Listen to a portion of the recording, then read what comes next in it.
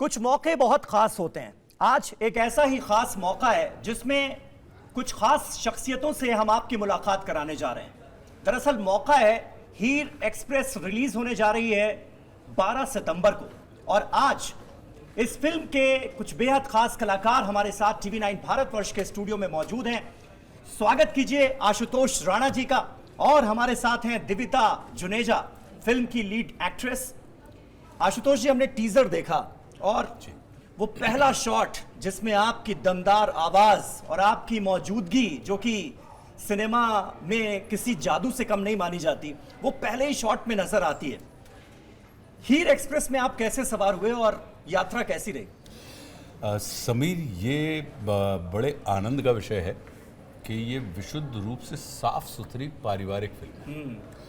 और जैसा कि मुझे भिन्न भिन्न किस्म के विषय करने की मेरी अपनी एक व्यक्तिगत रुचि होती है अभिनेता के रूप में जी, तो एक जिसको आप ये कहें कि साफ सुथरी विशुद्ध पारिवारिक फिल्म। अब साफ सुथरी क्यों कह रहा हूँ, इसके पीछे सिर्फ एकमात्र कारण है कि आप इसको अपने 4 वर्ष के बच्चे से लेके 40 वर्ष के पिता माता से लेके 80 वर्ष के दादा दादी तक के साथ एक साथ बैठकर आप इसे देख सकते हैं बिना किसी ऑकवर्ड पोजीशन के। और मुझे लगा कि ऐसी फिल्में कम लिखी जाती हैं और कम बनती हैं, और ऐसी फिल्म का अगर हिस्सा और एक ऐसा निर्देशक जिसने ओ माई गॉड 1 बनाई हो, उमेश शुक्ला, या 102 नॉट आउट जैसी फिल्म बनाई हो उन्होंने, तो एक ऐसे फिल्म मेकर के साथ अगर आपको ऐसे विषय पर आधारित कोई फिल्म मिलती है तो फिर वो उसमें कहानी सुनने के बाद ना कहने की कोई गुंजाइश ही नहीं। और आजकल माता पिता जब अपने बच्चों को लेकर सिनेमा हॉल में जाते हैं तो ये एक बड़ी चिंता का विषय रहता है जी कि भाई बच्चों को दिखाने लायक फिल्म है या नहीं है। जी बिल्कुल। दिविता से बात करते हैं। दिविता, एक फ्रेशनेस नजर आ रही है फिल्म के टीजर को देखकर। आपकी मौजूदगी जो है वो काफी शानदार नजर आ रही है फिल्म में। दिविता, सबसे पहले मैं ये जानना चाहूंगा, दिविता मतलब व्हाट अ नाइस नेम। दिविता के मायने क्या होते हैं, इसका मतलब क्या होता है? बड़ा nice trendy Gen Z type name मुझे लगा जब मैंने सुना कि आप आ रही हैं। क्या मतलब होता है इसका? इसका मतलब है the first ray of the sun, and इसके पीछे एक बहुत ही प्यारी सी स्टोरी है। जब मेरा जन्म हुआ था तो मेरे फादर ने 6 महीने लगाए थे ये नाम रखने में, एंड तब तक मुझे किसी भी नाम से बुला रहे थे, because I think he realise कि एक नाम की इम्पोर्टेंस कितनी है, and I also love my name, so thank you so much. तो फिल्म इंडस्ट्री में आना कैसे हुआ, मतलब, और इसके लिए क्या क्या तैयारियां की? क्योंकि निश्चित तौर पर इस वक्त आपकी फर्स्ट फिल्म रिलीज़ होने वाली है और बहुत सारी लड़कियों का ये सपना होता है कि वो एक फिल्म करें और उसमें लीड रोल मिल जाए तो फिर कहने ही क्या। तो यहाँ तक कैसे पहुँची, ये मकाम हासिल कैसे किया? ये बहुत ही सुंदर सफ़र रहा मेरे लिए, और ऑफ कोर्स कंटिन्यूड जर्नी है। तो बचपन से ही मेरा परफॉर्मिंग आर्ट्स की तरफ काफ़ी इंटरेस्ट था, एंड मैंने थिएटर किया फॉर 4 इयर्स। मैंने कथक डांस सीखा for the first 12 years of my life, और मेरा हिंदुस्तानी क्लासिकल वोकल म्यूज़िक में भी काफ़ी इंटरेस्ट था।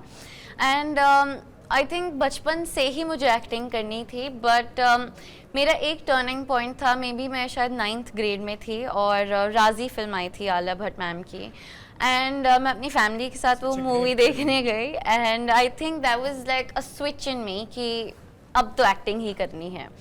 और जब उमेश सर से पहली बार मेरी मुलाकात हुई, एंड सर ने जो इतना ट्रस्ट दिखाया मेरे पे, इतना कॉन्फिडेंस दिखाया, आई फील मेरा खुद पर कॉन्फिडेंस बहुत बढ़ गया because of that. And after that the team that I had, all the actors, Ashutosh sir, Gulshan sir, Sanjay sir, Preet, मेघना मैम, इन सब ने आई थिंक मुझे कभी भी ऐसा ही नहीं फील होने दिया that this is my first and my debut film. So it was a beautiful journey for me. आपका फिल्म में एक डायलॉग है कि घर का नाम तो आपने सेरेनिटी रख लिया लेकिन आपकी जिंदगी में सुकून क्यों नहीं है? तो आपके लिए सुकून क्या है? मेरे लिए सुकून, अगर मैं सच बोलूँ तो कैमरा के आगे होना है। I really feel that my soul is connected there, and of course when everyone in your family supports you, is with you, so achieving your dreams and fulfilling them is peace for me. तो आशुतोष जी, आपके लिए सुकून क्या है, फिल्में या रंगमंच, theatre? देखिए, मेरा अपना मानना है कि अभिनय, फिल्म हो, रंगमंच हो, टेलीविज़न हो, OTT हो, हम और आप सब मनुष्य की मूल प्रकृति होती है कि वो अभिव्यक्त करना चाहता है अपने आप को। अभिव्यक्ति के माध्यम से वो कहीं ना कहीं स्वयं को भी खोजना चाहता है। तो मेरी मूल जो प्रकृति है वो है अभिनय। कि अभिनय में आपको कि हर आदमी में होते हैं 10-20 आदमी, और जिसको भी देखिए कई बार देखिए। तो जब आपकी ये मेरे लिए अपनी अंतर यात्रा है, बाहर यात्रा मेरी कम है। ये भाग्य की बात है कि हमारा एजुकेशन, हमारा प्रोफेशन और हमारा पैशन, ये तीनों अभिनय हैं। ये तीनों एक ही दिशा में जाने वाले हैं। तो मैं इसको यही देखता हूँ कि इसके माध्यम से मैं स्वयं को खोजने की यात्रा पर हूँ। और जिस दिन, और हम और आप सब स्वयं को ही खोजना चाहते हैं, इसी चक्कर में हम संसार में अपने आप को ढूंढते हैं। और मेरा अपना ये मानना है कि ये अंदर से बाहर की यात्रा और बाहर से अंदर की यात्रा है। तो मेरी ज़िंदगी में अभिनय प्राथमिकता है, अभिव्यक्ति प्राथमिकता है। और मैं अपने दर्शकों को यहाँ पर याद दिला दूं कि 1995 में एक टीवी सीरियल आया था जिसका नाम था स्वाभिमान। हम सब बहुत छोटे बच्चे थे उस वक्त, और उसमें आशुतोष जी का अभिनय। और उसके बाद एक फिल्म आती है दुश्मन, आई थिंक 1998 ईयर था, काजोल के साथ की फिल्म, जिसमें नेगेटिव किरदार में आशुतोष जी नजर आते हैं। और आप ही ने एक बार शायद कहा था कि जिसका किरदार याद रहे वो कलाकार है। जी बिल्कुल। तो आज के इस दौर में जहां पर OTT भी है, टीवी से लोग बहुत जल्दी स्विच ऑन करते हुए नजर आते हैं, फिल्मों की तरफ भी, क्या आपको लगता है कि एक सहजता आई है? पहले टीवी के कलाकार टीवी मीडियम तक सीमित माने जाते थे, वो फिल्मों में अगर आते थे तो फिर वापस टीवी में नहीं जाते थे। आज सब कुछ घुला मिला नजर आता है, टीवी वाला फिल्मों में भी दिख रहा है, OTT पर भी दिख रहा है। तो और ज्यादा बेहतर माहौल हुआ है क्या नए कलाकारों के लिहाज से अगर बात करें? देखिए, मैं अपनी यात्रा की मैं बात करूंगा कि टेलीविज़न से मेरी शुरुआत हुई और हमको दुश्मन और संघर्ष जैसी फिल्में मिली जिसमें हमें एप्रिसिएशन भी मिले, अवार्ड्स भी मिले। लेकिन इसके बाद भी हमने टेलीविज़न नहीं छोड़ा, हम टेलीविज़न करते रहे। तो मैं ये मान के चलता हूँ कि मुझे आप विसिल ब्लोअर कह सकते हैं कि आज के दौर में जो लोग मीडियम के बीच में, वो उन्होंने कला को प्रमुख रखा है, मीडियम को प्रमुख नहीं रखा है। तो जिसको आप ये कहें कि उस समय हम धारा के विरुद्ध बहने वाले अभिनेता नजर आते थे, आज वो मुख्य धारा हो गई है।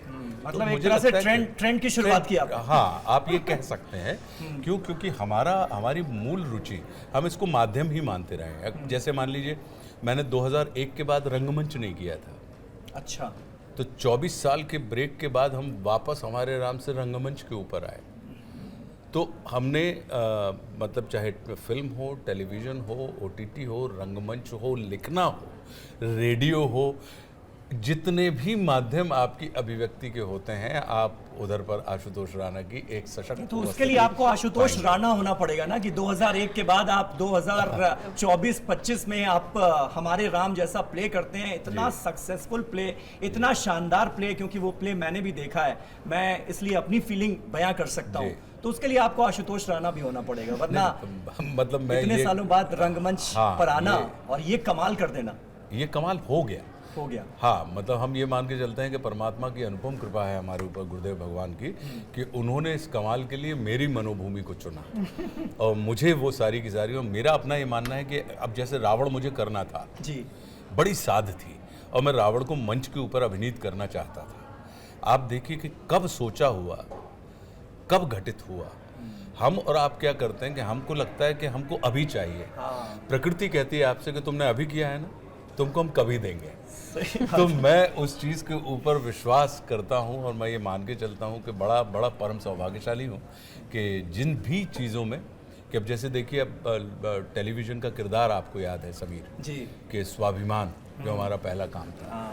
तो लोगों की उम्र निकल जाती है और लोगों के किरदार और लोगों के काम याद नहीं रहते हैं। ये कितनी बड़ी परमात्मा की, गुरुदेव भगवान की कृपा है कि मेरे काम, मेरे किरदार लोगों के जहन में हो गए। क्यों? क्योंकि आप व्यक्ति के रूप में तो आपकी यात्रा सीमित है, लेकिन किरदारों के रूप में अगर आपकी स्थापना हो गई है तो फिर जब तक ये जगत है तब तक वो किरदार मौजूद रहेंगे। सही बात है, क्या बात है, क्या बात है। दिव्यता, इंडियन शेफ विद देसी टेस्ट, जिसको विदेश में जाकर अपने आप को प्रूव करना है, कुछ ऐसी कहानी समझ में आ रही है। तो इस किरदार में ढलने के लिए कितनी मेहनत करनी पड़ी, क्या क्या सीखना पड़ा? क्योंकि मैं देख रहा हूँ कि फिल्म में बहुत अच्छी घुड़सवारी भी करती हुई नजर आ रही है। सो एक्चुअली जब उमेश सर ने ये नरेट किया था और मुझे हीर के बारे में बताया था, तो आई फेल्ट कि हमारा एक कॉमन ग्राउंड है विच इज़ फैमिली वैल्यूज़। और हीर एक पंजाबी लड़की है and she is very loud, she is very expressive, बहुत वल्नरेबल है, अपनी फैमिली से बहुत अटैच्ड है। और आई थिंक मैं कब हीर मेरे ज़्यादा क्लोज हो गई as how Divita is close to me, I didn't even realise. और इस कैरेक्टर के लिए हाँ जी, मैंने घुड़सवारी सीखी फॉर 5 months एंड जिस लड़की ने कभी ज़िंदगी में स्पोर्ट्स नहीं खेला उसने सीधा इक्वेस्टेरियन स्पोर्ट्स से स्टार्ट किया, so it was challenging. But I think मैं बहुत बार गिरी, बट जो मेरे कोच थे उन्होंने मुझे कभी भी उठाने नहीं आए और उन्होंने कभी हेल्प ऑफर नहीं की। And I believe today I understand कि वो एक मेरे लिए लाइफ लेसन था कि no matter how many times आप you fall, you just have to get up on your own. And मैं इस फिल्म में एक शेफ़ का भी रोल कर रही हूँ एंड उमेश सर ने मुझे बोला कि हीर का एक सपना है अपनी माँ का ढाबा इंटरनेशनल करने का एंड उसके लिए you have to learn how to cook. तो मैंने प्रोफेशनल कुकिंग भी सीखी और मैकेनिक और यस मैंने बेसिक मैकेनिक भी सीखा कि थोड़ा छोटा मोटा गाड़ी कैसे ठीक ऐसा करते किरदार हैं। जो मास्टर ऑफ ऑल है, क्या बात है। जिसे सब कुछ करने में कोई एतराज़ नहीं है, जिसके लिए कोई काम छोटा नहीं होता। और अपनी पहली फिल्म में आशुतोष राणा जी जैसे दिग्गज कलाकार के साथ काम करना, और भी कई दिग्गज कलाकार मुझे फिल्म में नज़र आ रहे हैं, एक्सपीरियंस आपका कैसा रहा? मतलब कितना कुछ सीखने को मिला होगा, मुझे तो मैं यही सोच के जेलस फील कर रहा हूँ आपसे। मेरे लिए तो आई थिंक मेरी ज़िंदगी की सबसे बड़ी गोल्डन अपॉर्चुनिटी थी है, बिकॉज जब इतने लेजेंडरी एक्टर्स, इतने एक्सपीरियंस्ड एक्टर्स आपके साथ फिल्म में हो, जिनसे आप रोज़ मिल रहे हो, रोज़ कुछ ना कुछ सीख रहे हो, अनइंटेंशनली इंटेंशनली सिर्फ बातें करते हुए, परफॉर्म करते हुए, आई थिंक इससे बड़ा स्कूल ऑफ लर्निंग, इससे बड़ा school of experiences it's just not possible to sit and get it. और ये मेरे लिए बहुत ही बड़ा लर्निंग एक्सपीरियंस रहा है। आशुतोष जी, जिस तरह का पोटेंशियल आपके अंदर है, हम एक दर्शक के तौर पर जिस तरह का पोटेंशियल आपके अंदर महसूस करते हैं, क्या आपको लगता है कि उसे पूरी तरह से अभी तक फिल्म इंडस्ट्री ने एक्सप्लोर किया है, या बहुत कुछ ऐसा है जो बाकी रह गया? बहुत कुछ बाकी है, और मुझे लगता है कि ये अभिनय जो है ये पूरी एक सतत यात्रा है, इसकी कोई मंजिल नहीं होती समीर, कि अगर आप ये कहें कि डेस्टिनेशन हो गया, क्योंकि डेस्टिनेशन का मतलब ही होता है कि अगर आपने इसे डेस्टिनेशन मान लिया तो इसका मतलब है कि यहाँ से गाड़ी अब जो है वो ट्रैक बदलने वाली है, कि अब यहाँ तक हो गया। तो मेरा ये मानना है कि ये सतत यात्रा है, बहुत कुछ है जो एक्सप्लोर करना है और एक्सप्लोर होगा धीरे धीरे। मैं अपने आप को बड़ा भाग्यशाली व्यक्ति मानता हूँ। कौन लोग होते हैं जिनको दुश्मन जैसे किरदार शुरुआत में ही मिल जाएं, संघर्ष जैसे किरदार मिल जाएं?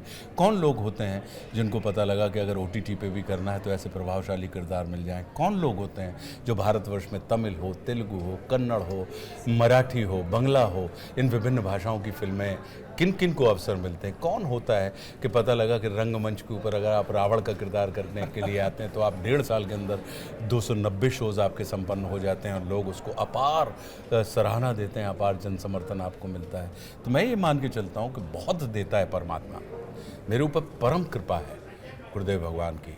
तो मैं इसको ये मान के नहीं चलता हूँ कि एक्सप्लोर अगर नहीं हो पाया है तो इसमें आशुतोष राणा का आलस्य होगा, इसमें इंडस्ट्री का कहीं कोई वो नहीं है कि वो आपको वैसे अवसर, आपके आलस्य के कारण आप हो सकता है कि उन अवसरों तक आप ना पहुँच पाए, लेकिन आप ये कहें तो मैं ये मान के चलता हूँ कि मुझे पर्याप्त, अब ये कह सकते हैं कि मेरी अपनी गति बड़ी स्लो पेस का आदमी हूँ मैं मतलब यानी आप कितने जल्दी पहुँचे किसी टारगेट पर, इससे ज़्यादा मेरा विश्वास इसमें है कि आप पहुँचे उस टारगेट पर। हाँ, तो मैं यात्रा वो को ठहराव है, हाँ, तभी उतना असर भी है। मैं जो यात्रा आप कर रहे हो को उसका उतना असर हाँ है। यात्रा को मैं लंबा करने में विश्वास रखता हूँ, हाँ। बनस्पत यात्रा को जल्दी करने की अब अपेक्षा। हमारे राम का इतना जिक्र हो गया है, तो ये दशानन के किरदार को निभाते हुए भगवान राम की शख्सियत को यूं सबके सामने पेश करना कि हर कोई प्रेरित हो जाए,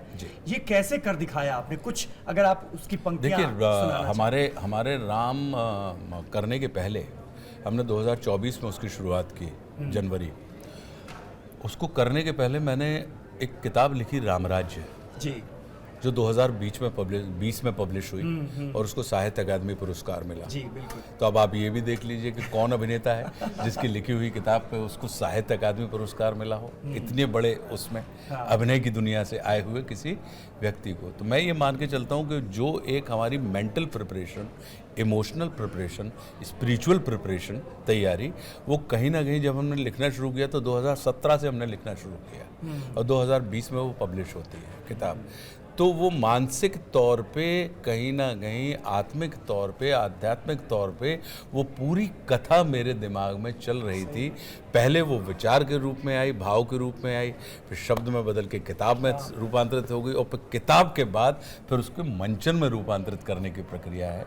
तो मैं ये मान के चलता हूँ कि उसको घटित होना था 24 में, लेकिन परमात्मा ये जानते थे कि ये व्यक्ति जो है कि ये सिर्फ बाहरी भाव भंगिमा नहीं पकड़ना चाहता किसी भी किरदार की या किसी भी कथा की, वो कहीं ना कहीं उसके मानस को पकड़ना चाहता है। तो उन्होंने वो मानसिक तैयारी ये करवाना था। तो मेरा ये मानना है, तो मैं उसको ये मान के ही चलता हूँ कि अद्भुत अनुपम कृपा है कि ऐसी चीज़, और रिवाइवल है ये थिएटर का, अगर उस लिहाज से देखा जाए कि थिएटर के अंदर कॉमर्स आदमी नहीं देखता था, उसको व्यवसाय के रूप से, हाँ, उसको एक पूरी की पूरी इंडस्ट्री खड़ी हो गई। आज बड़े बड़े लोग हैं, बड़े बड़े प्रोडक्शन हाउसेस हैं जो अब थिएटर को भी एक प्रोडक्शन के तौर पर, एक रचना धर्मिता के तौर पर, एक व्यवसाय के तौर पर कहीं ना कहीं अब उसको अमली जामा पहनाने के लिए प्रयासरत है। बिल्कुल बिल्कुल। दिव्यता, ये बताइए कि इस फिल्म में सबसे मज़ेदार शॉट आपको कौन सा लगा?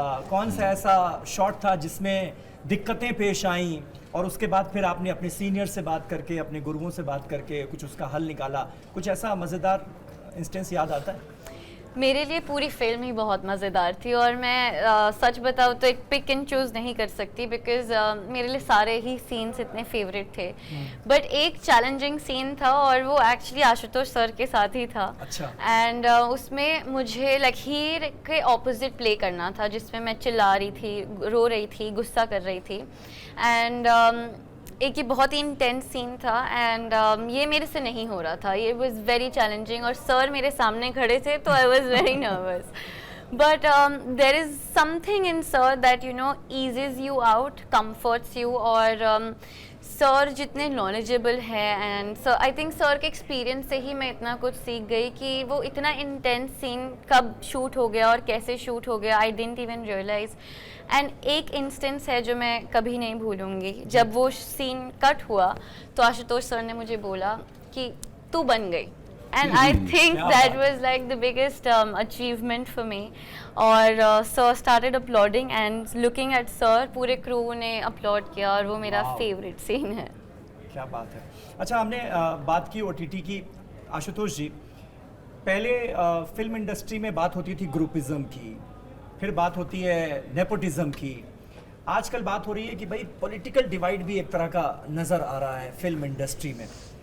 क्या आपको लगता है ऐसा कुछ है? और अगर ऐसा है तो क्या वो कलाकारों के काम को भी इम्पैक्ट कर रहा है क्या? नहीं, मुझे नहीं लगता हो। मेरा ये मानना है कि देखिए, अभिनय हमारा प्रोफेशन है, लेकिन हम पर्सन भी हैं और एज ए पर्सन सबकी अपनी अपनी आइडियोलॉजी होती है और हम लोकतांत्रिक देश में हैं। लोकतंत्र की सबसे बड़ा आनंद यही होता है कि इसमें मत भिन्नता, मत शून्यता की अपेक्षा मत भिन्नता इसमें स्वागत योग्य होती है। तो मेरा अपना ये मानना है कि मतांतर होने के बाद आप अपने कार्य के प्रति अगर कर्तव्यनिष्ठ हैं, सिनेमा के अंदर फिल्मों में अगर राजनीति है तो बहुत अच्छी बात है, लेकिन राजनीति फिल्मी नहीं होनी चाहिए, ये विचारणीय है। तो मेरा अपना ये मानना है कि इसमें ग्रुपिज्म, अगर ग्रुप की बात करें तो आज ये हम ढूंढने लगे समीर। आज हमने राजनीति को ढूंढ लिया, पहले हमने कहा कि नेपोटिज्म को ढूंढ लिया, उसके पहले हमने कहा कि क्षेत्रवाद को हमने ढूंढ लिया था। कह रहे नहीं वो बंगाल से आते हैं, नहीं वो सब जो है सब पंजाबी हैं, तो पंजाबी मिलके करते हैं। तो ये हमारी आदत है कि हम इन चीज़ों को कहीं ना कहीं कैटेगराइज करके और कोई ना कोई चीज़ उसके अंदर ढूंढते रहते हैं। मेरा ये मानना है कि ये चीज़ लगातार सतत चल रही है और इस चलती हुई चीज़ में बहुत सारे ऐसे कई लोग हैं, कई अभिनेता हैं, कई काम हैं जो लगातार लोगों को मिलते जाते हैं। अच्छा, ग्रुपिज्म से अगर आप मान लीजिए भी कहते हैं कि हम प्रेरित हैं, तो क्या ग्रुपिज्म से किसी फिल्म को आप चला सकते हैं? फिल्म चलती है कथानक से, बिल्कुल। फिल्म चलती है उसके पूरी की पूरी क्वालिटी से, कि उसकी कथा कैसी है, उसका अभिनय कैसा है, वो शूट कैसी की गई है। फिल्मों का चलना किसी गुट विशेष की दम पे नहीं हो सकता कि आप गुट बना लें। अब इसको अगर गुट को भी अगर देखना है तो मैं उसको इस दृष्टिकोण से देखता हूं कि समीर का अगर पुत्र है, और चूंकि समीर और आशुतोष दोनों एक दूसरे के मित्र हैं, तो स्वाभाविक है कि मैं कहाँ पर बैठना पसंद करूँगा कि समीर के पुत्र के पास ज़्यादा अपॉर्चुनिटी है आशुतोष के पास जाने की बनस्पत किसी सामान्य बच्चे के। और हम और आप भी अगर हम ट्रैवल करते हैं, जब अगर हवाई जहाज़ में ट्रैवल करें जी, तो अगर बाजू में हमारे कोई पैसेंजर ऐसा बैठा है तो हम वो सीट बदल लेते हैं। हम और आप सब सहजता ढूंढते हैं। तो मैं ये मान के चल रहा हूँ कि व्यक्ति सहजता ढूंढता है, उस व्यक्ति की उस सहजता को व्यावसायिक सहजता के साथ नहीं जोड़ना चाहिए। मैं इस चीज़ को देखता हूँ, और मेरा ये मानना बिल्कुल नहीं है कि बटे हुए हैं। मेरा ये मानना है कि सब अलग है, सबकी निजता है। हाँ, और मतलब भारत जाना ही जाता है यूनिटी एंड विविधता के लिए, डाइवर्सिटी के लिए, बिल्कुल। लेकिन आज इसी भारत में जब नित नए विवाद भाषा को लेकर, धर्म को लेकर, जाति को लेकर सामने आते हैं, तो आशुतोष जी का कवि मन क्या कहता है? देखिए, हमारा अपना ये मानना है कि मैंने ये कहा भी है कि कोई भी भाषा संवाद के लिए होती है, वो विवाद के लिए नहीं होती। भाषा विवाद का विषय नहीं है। भाषा से हम और आप विवाद कर सकते हैं, लेकिन भाषा पर विवाद कल्याणकारी नहीं है। तो मेरा अपना ये मानना है कि जैसा कि हम देखते हैं कि विभिन्नता, चाहे वो संस्कृतियों में हो, चाहे वो प्रकृति में हो, चाहे वो मौसम में हो, जितनी डाइवर्सिटी भारत के अंदर है, और भारत का अस्तित्व ही, और भारत का जो चित्त है वो स्वीकार का चित्त है। तो स्वीकार के चित्त के ऊपर अगर हम इंकार के दरवाजे खड़े करेंगे, तब कहीं हमको ये थोड़े बहुत विवाद देखने मिल जाते हैं। या ये कहें कि आज की तारीख में इसकी प्रार्थना मैं तुम लोगों से भी करूँगा कि हम जैसे बहुत सारे लोग हैं, दिविता जैसे बहुत सारे लोग हैं, तुम जैसे बहुत सारे लोग हैं जो संवाद करते हैं, लेकिन संवादों को लाइमलाइट नहीं मिलती। हम अक्सर विवादों को लाइमलाइट दे देते हैं। तो अगर हम विवादों को लाइमलाइट दे देते हैं, इसलिए हमें लगता है कि सब जगह विवाद ही हो रहा है। हम जिस दिन संवादों को लाइमलाइट देने लगेंगे, हम जिस दिन संवादों को टेलीविज़न के ऊपर दिखाने लगेंगे, उस दिन आप विश्वास कीजिए, क्योंकि भारत का या दुनिया का 90% मनुष्य का जो चित्त है वो संवादी चित्त है, वो स्वीकार के भाव से भरा हुआ है। सही बात। एक आखिर में, क्योंकि सबको साथ लेकर चलने की आपने बात कही, सबको साथ लेकर चलने से याद आता है कि आप ही के मुंह से शायद हमने वो किस्सा सुना था, वो राम सेतु वाला। भगवान राम को जब राम सेतु बनाना था, पार करना था, तो उसके बाद वो आगे बढ़े, लेकिन वो जो संकरा रास्ता था वो कैसे चौड़ा हो गया, वो कहानी अगर संक्षेप में आप सुना दें, क्या है तो वो एक बड़ी सीख है उसमें। बिल्कुल पुरुषार्थ और कृपा की कहानी है। और मेरा अपना ये मानना है कि अक्सर पुरुषार्थ दिखाई देता है, तो इसलिए उसकी वैल्यू ज़्यादा होती है। कृपा जो होती है वो दिखाई नहीं देती, इसलिए कृपा को एक्नॉलेज करके उसके ऊपर कृपा करते हैं। लेकिन मेरा अपना ये मानना है कि जब समुद्र सेतु बन रहा था, बड़ी अद्भुत कथा है ये जी, तो जब सेतु बन गया तो पतला सा पुल बना। अब इतना पतला पुल बना और उसके ऊपर परमात्मा श्री राम की इतनी बड़ी वानर सेना, वो कैसे पार करेगी? तो जामवंत जी जो सबसे वयोवृद्ध थे, उनको चिंता हो गई। उनको लगा कि ऐसे तो अगर हम पार करते रहे इस पतले पुल से, तो वहाँ पे तो हम पहुँच ही नहीं पाएंगे। मैदान में पहुँचने के पहले ही रावण हमारा शमन कर देगा, संधान कर देगा। तो उन्होंने अपने नायक मर्यादा पुरुषोत्तम श्री राम के सामने ये बात रखी। तो राम ने कहा ठीक है, मैं चलता हूँ, सबसे पहले मैं चलूँगा। जैसे ही राम उस पुल के सामने आके खड़े हुए, तो जो समुद्र के अंदर रहने वाले जलचर थे वो तल के ऊपर आ गए, और सब ने उस पतले पुल से सटते हुए उसको देखते देखते चौड़ा कर दिया। क्या बात है।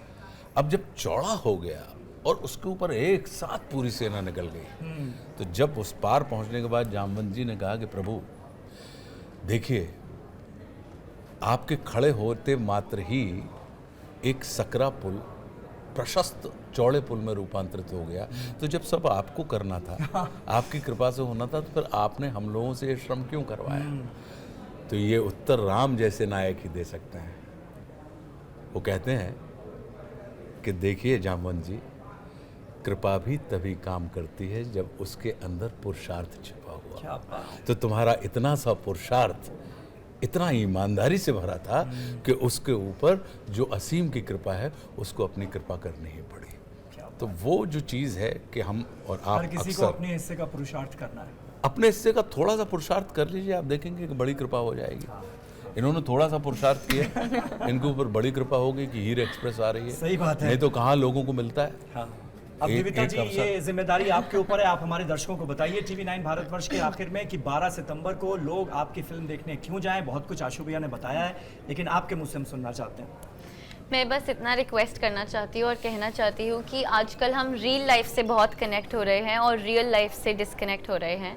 और ये फिल्म आई थिंक यही मैसेज देती है दैट यू नो फैमिली कितनी इम्पोर्टेंस है, कि ग्राउंडेड रहिए, अपने रूट से जुड़े रहिए और फैमिली को लेकर आगे बढ़िए। So I just want to request कि आप प्लीज़ 12 सितंबर को जाइए और फैमिली के साथ जाइए, बिकॉज आई बिलीव कि जब आप बाहर आएंगे ये फिल्म देखकर तो you will feel like a better family. आप या तो अपने पेरेंट्स को एक कॉल करेंगे या आप उन्हें हक करेंगे, but I believe that there will definitely be a connection. क्या बात है। और मुझे लगता है ये तो आज की डेट में हर पेरेंट का कंसर्न सबसे बड़ा यही है कि बच्चे जो हैं वो कैसे रियल लाइफ से निकलकर रियल लाइफ को तवज्जो देना शुरू करें। आशु भैया, आखिर में ये फिल्म क्यों देखने जाएं आपके हिसाब से? मेरा अपना ये मानना है कि हम बाजार में तो घूमते हैं, इस फिल्म के माध्यम से आप परिवार की यात्रा करेंगे। क्या बात है। इसलिए आप देखें। चलिए, बहुत बहुत शुक्रिया आप दोनों का हमारे साथ जुड़ने के लिए, TV9 भारतवर्ष को अपना वक्त देने के लिए। 12 सितंबर की तारीख नोट कर लीजिए, जरूर जाइए इस फिल्म को देखने के लिए, क्योंकि जो लास्ट लाइन दोनों कलाकारों की तरफ से कही गई है वो मुझे तो बहुत आकर्षित कर रही है। बहुत बहुत शुक्रिया, नमस्कार। धन्यवाद।